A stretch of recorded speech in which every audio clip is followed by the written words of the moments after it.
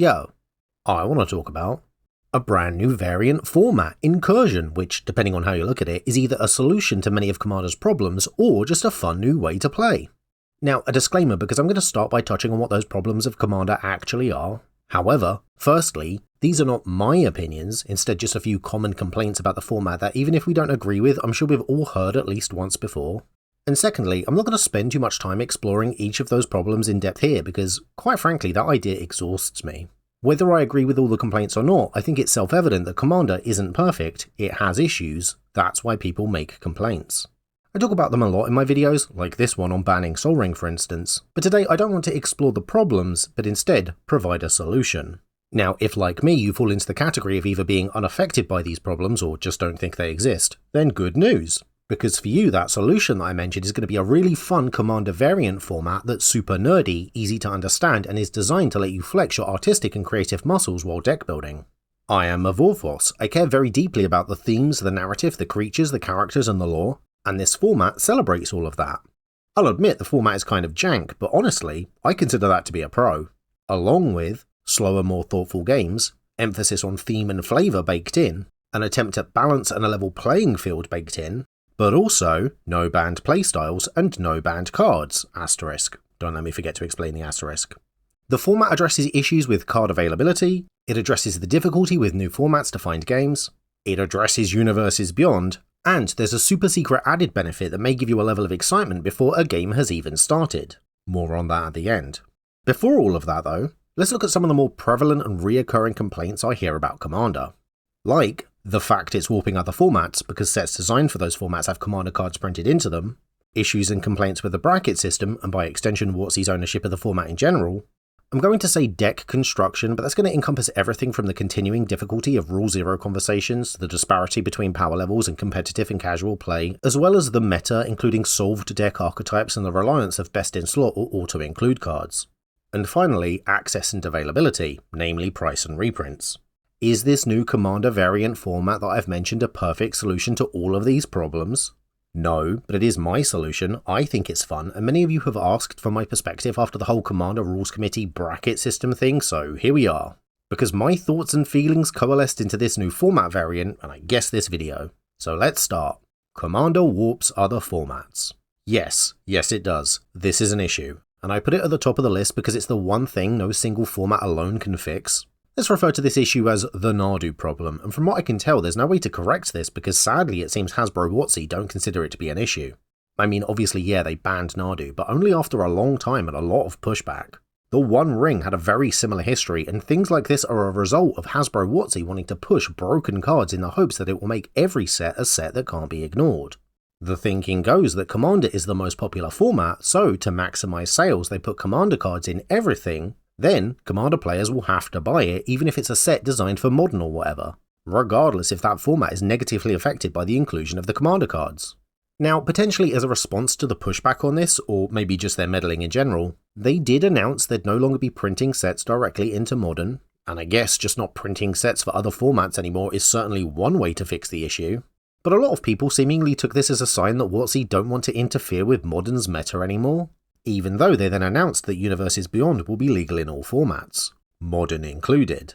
So they are still printing sets directly into Modern, and if you think they're done attempting to force rotation into that format for profit, then I think you're being naive. It's my theory that all the busted format warping cards will just end up in these omni-legal sets instead, and this time we won't be able to complain about the inclusion of the future Nardus because technically the set was designed for all formats anyway.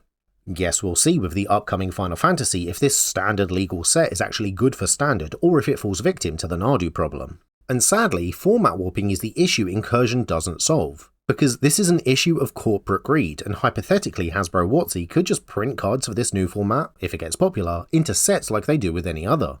I have tried to address all the issues I hear with Commander in this format, but alas Incursion isn't enough to fix everything. Because while it's good, one sole stalwart can't hold back the tides of capitalism alone. Oh, and you're seeing a pug right now because I honestly had no idea how to visually represent what I just said. The Commander bracket system. Many people aren't happy with it, and I can understand why. If you want my personal opinion on the system, I think it's realistically about as good as they could do. Would it have been better if they'd have ranked every card and combo like they implied they would? Of course. Would that be feasible to do? No, it never was. Is it good for beginners? I think it's more complicated than a straight up ban list. I think people won't read the entire thing and will just look at this graph, and so I think using terms like tutors and land denial and game changers could be confusing without explanation, maybe putting some people off. If people do look at the game changers list, I think it would be nice to include why these cards are on here and why cards with similar effects aren't for immediate clarity. I think for more experienced players, I can see people getting into arguments about where the line is between bracket 3 and 4, which may result in similar problems we had with the old 1 to 10 power level system and every deck being a 7. I suspect you're going to hear the words "my deck is a 3.5" a lot going forwards.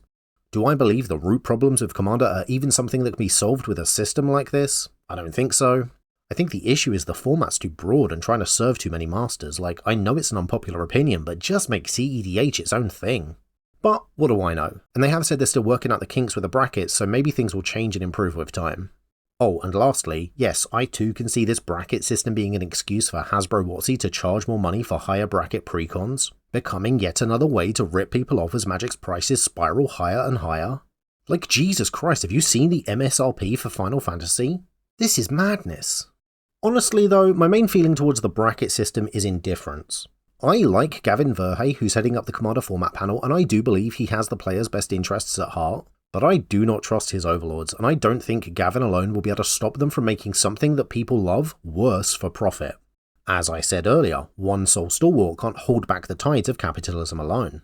So the reason I'm indifferent to the bracket system is because as soon as Hasbro WotC gained control of the format from the Commander Rules Committee, I was sort of out. I just don't trust them as stewards of the game, and that's where Incursion comes in. Because it's not Commander. It has its own rules and deck building limitations, no bracket system required, and no Hasbro WotC intervention because they don't own it.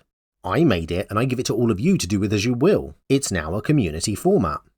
I will explain how it works in a bit. It's simple, very flavourful, and has deck building rules to try and make anything you could build a similar power level to everything else. Essentially, all potential Incursion decks will fall into a single bracket, which leads nicely to the problems with Commander deck construction. I said this point would encompass everything from the continuing difficulty of Rule Zero conversations, because Commander is broad and people build decks for different reasons.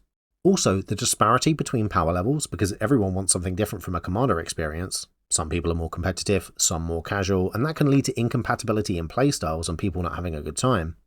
And finally, the meta, where certain deck archetypes have been solved and certain cards are so universally good they appear in decks almost as an auto-include. Incursion aims to fix all of these perceived issues with one simple trick. It's more narrow in its focus. As soon as I said earlier that I'm a Vorthos, that I care about the story and the lore and this format celebrates all of that, there will be people who are put off by hearing that because they don't care about that stuff, and that's fine. I also said the gameplay was slower and it was less about being competitive or solving the meta. That also will have put people off, and that's also fine. The reason I said Rule Zero conversations about power level and what you expect from a game will be less important is because I believe the type of people that Incursion will appeal to will be very like-minded about what they expect from a game. Commander is broad and everyone expects it to be and wants it to be something different. Incursion is the opposite. However, you may now be worried that means a much smaller player base and no one's going to want to join a public game with strangers. Well, if that's something you care about, you should know that I've thought about that too. Because the reason I've been saying Incursion is a Commander variant is because it's just that. Depending on how you build your deck, it's fully compatible with the format. Commander does have its own bans and restrictions, so you will need to obey those, but if you do that then you'll have a deck fit for both games. I'll admit your chances of winning a Commander game, even against a precon with an Incursion deck, aren't great, but if you're the type of person who's built an Incursion deck then I'm willing to bet that winning isn't the thing you care most about anyway. After all, Incursion is all about building something fun, having a social experience, showing off your creativity and expressing your love for the lore. And fighting capitalism. What a good dog. And finally, access and availability. This is an issue as the secondary market does appear to factor into Hasbro WotC's decision making. Prices are on the rise, while the level of quality lowers of course, and certain countries and languages are being excluded from the game entirely. So in Incursion, to overcome this, proxies are legal. That's it, as simple as that. I'd recommend using a sleeve, but as long as while face down a card is more or less indistinguishable from your other regular cards, it's fine. If you don't want to make your own proxies, then tokens, art cards, those blank stand-ins for double face cards, and even just normal cards you've written on are all okay. As long as what they represent is a real Magic card and you've done nothing to intentionally try to hide something from your opponent. So, now let's talk about it. What is Incursion? Well, we already know a few things. First up, it's a Commander variant, so 4-player 100 card decks, singleton format, 40 life, Commander in the command zone, your deck consisting of cards in your Commander's colours, etc, etc, etc. It's Commander, and if you have any unanswered questions about Incursion, then those questions are probably answered by looking at how Commander does it. In fact, it would be easier to ask how Incursion is different, and for the answer to that, let's look at the list from earlier. Here we go. Those top 3, the jank, slowness and flavour, are all a result of Incursion's key element. Its limited and individually custom card pool. Let's get up a new list. How is Incursion different? A good question to ask, for while Commander is a game, Incursion is a showcase of something that you personally love. Let me ask you, have you ever wanted to step into the shoes of your favourite New Capenna family, Tarkir clan or Ravnican guild? Ever wondered who would win in a fight between the Core of Zendikar, the Ninja of Kamigawa and the Eternals of Amonkhet? Well, if you have, then Incursion may just be for you. In this format, each player's card pool is limited to a plane or concept that they love. So for instance, I'm a big fan of Innistrad, meaning when deck building I'm only allowed to use Innistrad cards. The easiest way to do this is to go to the card database Scryfall, link in the description, and type in game:paper and then a::Innistrad, hit enter, and that's it. That's my card pool. I can build an Incursion deck only using cards from this list. If you want to find which commanders you can use, then also type in is::commander, and bam, it will list those as well. Don't like Innistrad? Then do Kaldheim. Not your jam? Then here's one for Dominaria. Pick whatever speaks to you most, whatever excites you most, whichever set you have the fondest memories of. Then take on the role of steward of that concept, and finally battle it against your friends to see who comes out on top. I'll leave in the description a bunch of examples to popular planes so you can do this for yourself too. It's a lot of fun. Now, what are the benefits of deck building this way? Well, first of all, like I said, it's fun. I absolutely love my Creatures of Kessig Sarif deck featuring Soul Swallower and Vorapede, functional and on theme, and my Flight of Nightmares Avacyn deck featuring Subjugator Angel and Gold Knight Castigator, because it gives me a deck building challenge and an opportunity to talk about how cool these concepts are. Did you know that Archangel Avacyn went insane? Well, let me show you a deck that retells and showcases that event. And when 3 opponents are all doing the same thing but with Ikoria Behemoths, Bloomburrow Adventurers and Ixalan Pirates or whatever, then the game suddenly becomes much more flavourful and interesting when you find out why your opponents chose certain cards to be included in their decks and what they represent. And if the answer they give if ever you ask is because it's a good card, then they have failed, that's against the spirit of the format and you are free to boo them. Not too much though, it's only a game, don't take it too seriously. Secondly, I said the games would be slower and that balance would be baked in. I also mentioned how you'll see less best-in-slot auto-include cards with people building decks this way. That's because card pools are a lot more limited. For instance, there is no Innistrad printing of Sol Ring, so I just can't run it. If I want to have similar effects, I have to have on-theme alternatives. Which yes, makes the game slower and more jank, but I think that's more interesting. The same is true for most other auto-includes, and it means when you do see them now, at least they'll be thematically appropriate. And as for balance, it also becomes much harder to find combos this way. Take Thassa's Oracle for instance, that card is from Theros, but most of the cards that combo with it aren't. Of course it's not impossible to find combos this way. Like yes, Exquisite Blood and Epicure of Blood are both vampire-adjacent cards depicting Innistrad, but it's also not really the point of the game or in the spirit of the format to rush to an end like that. As I said, Incursion is a showcase. Let people show you their decks and tell you a story. Be interested in their cards. Now, to confuse matters slightly, some concepts that feel appropriate for this format aren't tied to a single plane. The main examples are Eldrazi, Phyrexians and Slivers, but I'm sure there's more. The general rule of thumb my playgroup applies when dealing with situations like this is to have the player ask themselves, did I build this because I think it's cool and I want to talk about it, or did I build this to be a dick? What's more important right now, is it the flavour or winning the game? Because if it's winning, or even if winning ties, then take the deck back to the drawing board.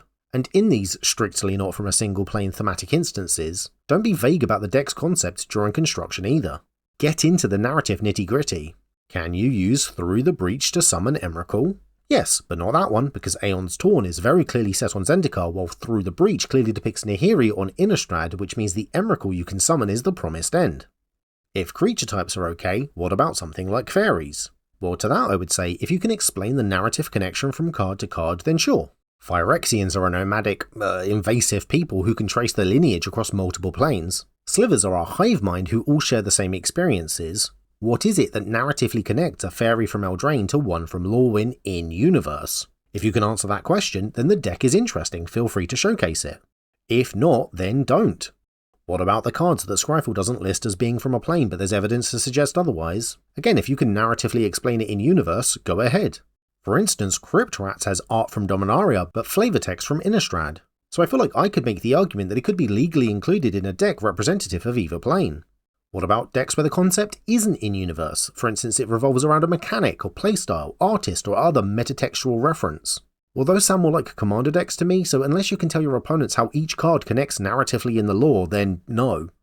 What about multiplanar cards like Planeswalkers? Well, if your deck is the story of Jace's life, then sure, stick a bunch of them in, regardless of what plane they're set on. If your deck is a retelling of something like the Phyrexian invasion, then yeah, go nuts. But if your deck concept is the Golgari of Ravnica, probably don't run that Vraska from Ixalan. That would make more sense in a Pirates deck, or maybe that Jace's Life story deck, thinking about it. You know, play it by ear, because the point of the format is narrative, theme, and lore concept first. If you can't explain the in-universe connection between the cards for your concept, then just stick to the Scryfall plane method I talked about earlier. Also, if you're not a Vorthos and you don't know the story and all of what I just said made no sense, don't worry then, ignore it and just stick to the Scryfall plane method too. Again, link in the description for examples. For balance, there's some deck building advice to follow that I like to call the rule of 2/3. In essence, some planes just have stronger cards or more options than others. So to keep a level playing field, regardless of what somebody else chooses, I say it is absolutely fine to have really powerful or broken cards in a deck. It is fine to have ramp or mana fixing to help cast those cards fast and easily. It is also fine to have cards that will search your deck for those powerful cards, or ways to draw enough cards that you'll just find everything you need eventually anyway. But it is not okay to have all three of these things. Pick two of them. Have powerful cards and the mana to cast them, but a 1 in 99 chance of drawing them in a game. Search your deck for something brokenly powerful, but then have to wait for you to hit your land drops before you can cast it. Draw every card in your deck and cast all of them, and have nothing to show for it because they're all chaff. If all decks are built this way, it means yes, you'll occasionally pop off and combo into an early win, but that won't be every game, and it gives each player a chance to at least show off their deck, if not a chance of winning themselves. Games are slow and jank, yes, but again, the point of Incursion is to be social, showcase your deck and see what others have built. Now what's to stop bad actors who don't obey all of these deck construction restrictions and are just playing to win? Well, the same thing that stops people from disobeying the construction rules in Commander. Multiple copies of a card or lying about power level, for instance. The answer is kinda nothing. Some people are just like that, but with any luck they'll be more interested in playing Commander anyway because it's often less casual than this. Like, people playing Incursion won't be upset to lose, so I can't imagine beating them will give that bad actor the thrill or attention they're seeking. My best advice if someone is being like that is to just inform them that you're going to stop playing with them. Try not to be too critical, of course, like I said, it's only a game. It's supposed to be fun, but if a bad actor is making it not fun for you, then play with others who will. Let's bring that list back up. Okay, so we've got the showcase part covered. I'm going to list taking on the role of your favourite plane or concept in your deck, retelling your favourite narrative as role-playing your cards. The limited and different personal card pools as in-universe only, theme and concept first, and slower jankier games. The attempts at balancing a single playing field for all decks as the 2/3 rule. I'm also going to add proxies are legal because that's something I mentioned earlier, as well as no banned playstyles and no banned cards. Because like I said, most of those banned or busted cards in Commander are only really an issue when paired with other cards you most likely can't run in the same Incursion deck anyway. So while things like Mass Land Denial isn't banned, you're going to struggle to find many cards that support that playstyle that can be legally added to your deck. Plus, the 2/3 rule makes it harder to find those cards in a deck and play them even if you do discover some combos that make thematic sense, lessening how frequently there'll be a problem.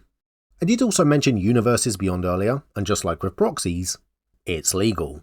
However, first, this format is supposed to be an exploration and showcase of Magic's in-universe setting, so you do have my full permission to audibly sigh when someone runs a Universes Beyond deck. And second, all of the previous rules still apply. So no, you can't run Iron Man, Gandalf and Optimus Prime in one deck, because they're not from the same setting. Remember the fairies from earlier? Well, it's the same thing. If you can't explain the in-universe narrative connection, you can't run them. And no, we're not accepting any St. Elsewhere levels of headcanon. And even when the cards are from one IP, like the Final Fantasy ones for instance, The nitty-gritty theme-first narrative concept during deck building still applies. Would Sephiroth and Cloud really team up to be in one deck? Forget that, look closer at that Cactuar. That's Renoa, she's from Final Fantasy VIII, the best one. So get it out of your Final Fantasy VII Cloud X Soldier deck, it doesn't belong there. And I don't care what anyone else says, Dungeons & Dragons is a Universes Beyond. If Spider-Man doesn't have the little Universes Beyond triangle at the bottom but still counts as one, then so do these. Yeah, I'm talking to you, Devon. So back to that list, and like proxies, Universes Beyond is legal too, even if you do groan when someone runs one. The last thing I promised earlier was a super secret added benefit that may give you a thrill before a game even begins. See, why roleplay when you can actual play? Remember I said these incursion decks were compatible with Commander? Why not build one and join a game? The format's called Incursion after all, and what better way to represent that than to showcase all of your hard work during Commander night? I mean, sure you'll lose, but imagine if just one person asks, "Hey, your deck is interesting, what's it about?" And you can say, "Oh, you haven't heard of Incursion? It's really flavorful and fun. It celebrates the best parts of Magic, and better yet, you get to decide what that is. You can be playing it while everyone else around you still just thinks you're playing Commander, but secretly you're showcasing why certain cards fit together narratively. Is there something about Magic that you love? Want to show it off too? Maybe you should try it out. Join us and build an Incursion deck, and then you too can go forth and spread the word. As one of us.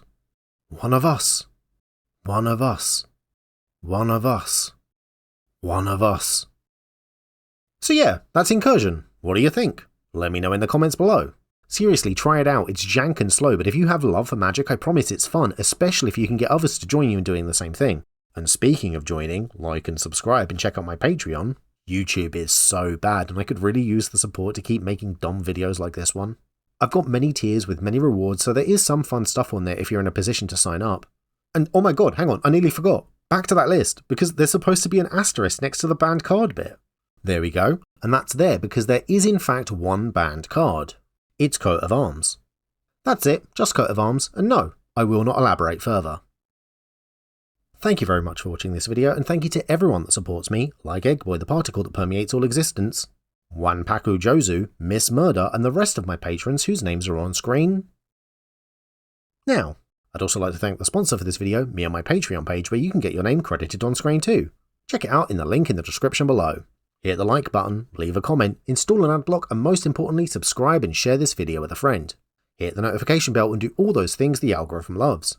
If you agree or disagree with any of my points, or you want to see me do a video on another subject, let me know, and I will see you next time.